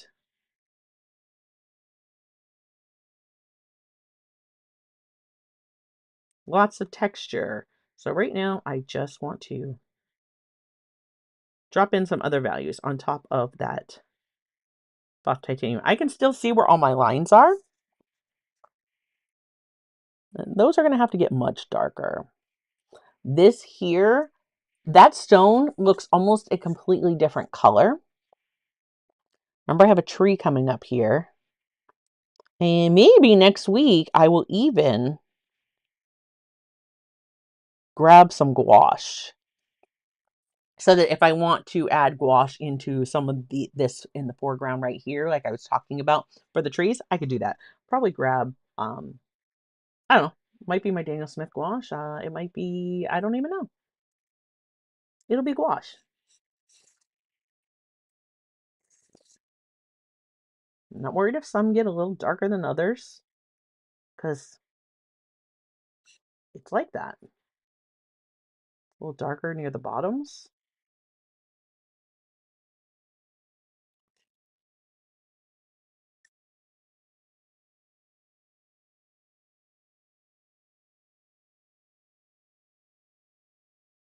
All right, let's get coming back over. It's kind of off. Remember that quinacridone red and the burnt sienna I was talking about that I mixed up before? That's right there. I'm going to use a little bit of that because, again, the granite that's in Cadillac Mountain, where they probably got some of this. It's a bit bright, but again, it will dry later. I'm going to remind myself, don't worry too much about it.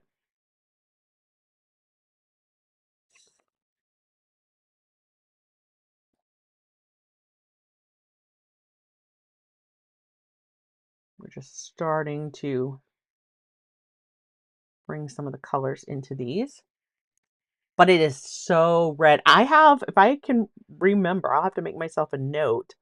I actually have one, a little piece.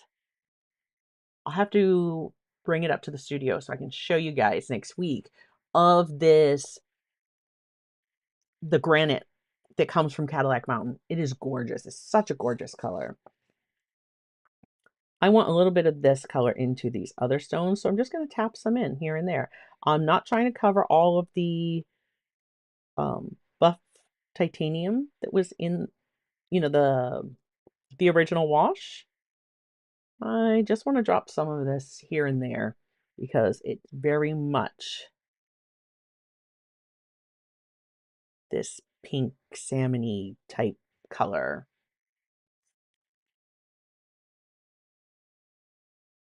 Now there are all kinds of shadows. We definitely don't have our darks in.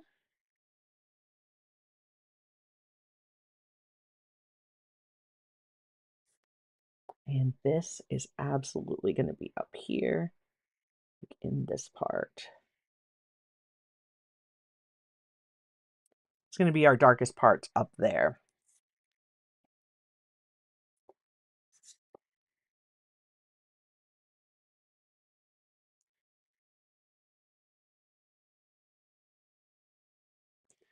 Yeah, cadmium red pearl kitten. I find that, like, if I want to come bring it back, but sometimes I think, oh, I'll just finish painting that at home. And then I don't finish painting it at home, which is a problem in itself. So does that happen to any of you guys? I'm bringing some of this color down through here, right? Because it actually is going to carry down. We're going to see some of that. I see a little bit on this walkway, and now I'm just going to kind of like let my brush skip along. Just put a little bit more of this color in here. It was a little bit more of a line than I wanted. I love painting in the studio, but there is just something about getting together with those other three ladies, and we just have such a good time.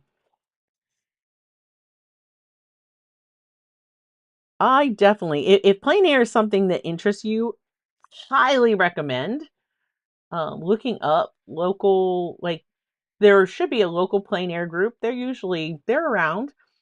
Search for like plein air group in your location on like Facebook or something. Um, Maine has a few groups.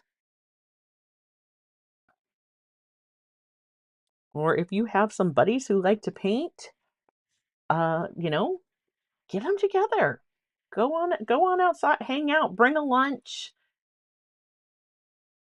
paint. And guess what? Even if you don't get a lot of painting done on site, you are going to have such a good time.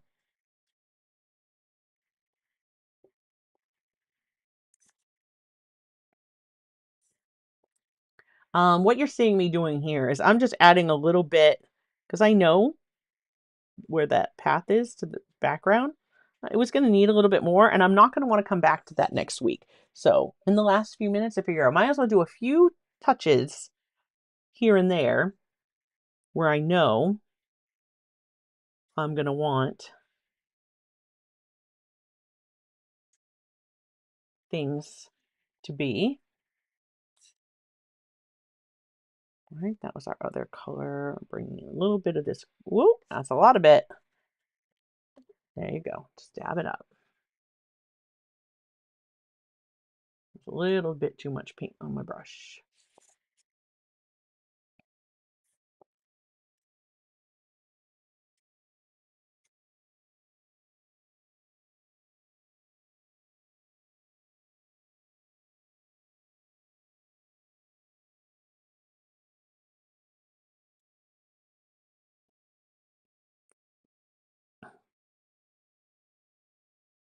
Right now, I'm just skimming because it's working really well with the amount of water I have in this brush.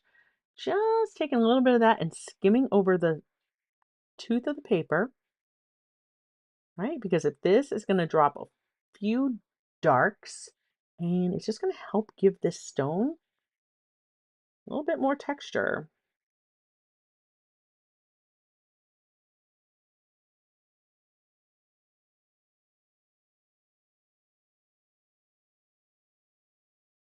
I don't have to paint it exact. I just have to imply that this is stone, right? This is a stone bridge. I think we're achieving that goal. I definitely still have to come back. Like, I don't have enough darks in this yet, for sure. This needs more shadow, right? More definition. I'm going to try to see if I can't do the same. Oh, a little bit too much, just dab.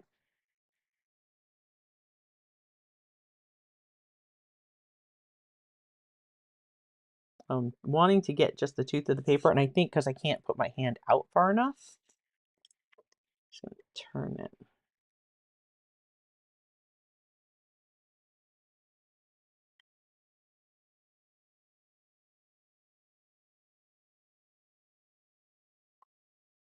I don't want to just keep coming down in straight lines because I'll start to form a pattern. And it is stone. It has been chiseled and chipped and broken and made to fit into this space. It's not going to be, it's not going to be perfect and flat and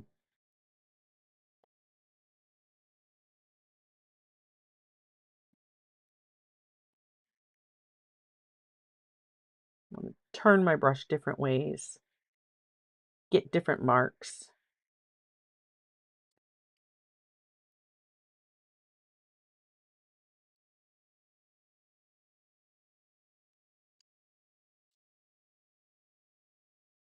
And remember, this might look dark as I do some of these marks, but this is the darkest part of my painting. This is going to get really dark next week.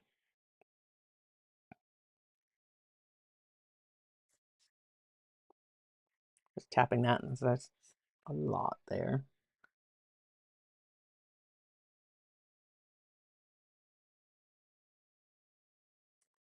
And in my actual reference photo, the stones are really dark over here. But again, I'm not going to worry too much about that. Okay. So next week when we come back, we are going to get more of the details on our bridge, and we are going to paint in our water and the rocks, and hopefully we will achieve the look of seeing the rocks through the water. Let me just, I'm going to put this one. Let's look at these side by side. I can bring the reference up on the screen for you. Cover my palette. So I'll be using the same paint next week. But I may have gouache. There may be some gouache involved. I don't know. We will see. So let's look at, and this is actually looking much more washed out. That is definitely, see the blue? It's much bluer. Much bluer. And actually, I could do some more down here because our reference photo, there's branches down lower. So let me bring that back on and let's see.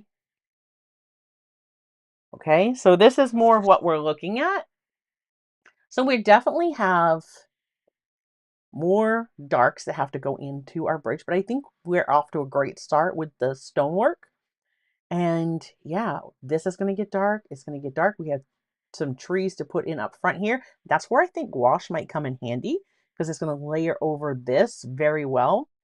So the trees might go in at the very end and we might use some gouache. So that's what I'm thinking. And we get our water again. The blue that we put down here when we did our sky, if you guys, there we go. You see the blue? See, that's much better. It's not washed out. That's going to be our highlight color. So the same way I kind of was skipping across here, we're going to do that with some of the watercolor and leave some of that blue behind. So that is my plan for how we're going to continue. And the other thing that I'm seeing in my reference photo that I might do, or I might just say, no, leave this, let it be pushed back, no details. See how we can see a couple of the trunks of in these trees? Like we would see one like here. We might see some here. Yeah, that's possible. Are we going to add them? I don't know. We're just going to have to wait and see. I definitely think I'm going to add a little bit more um, for the little fine branches there.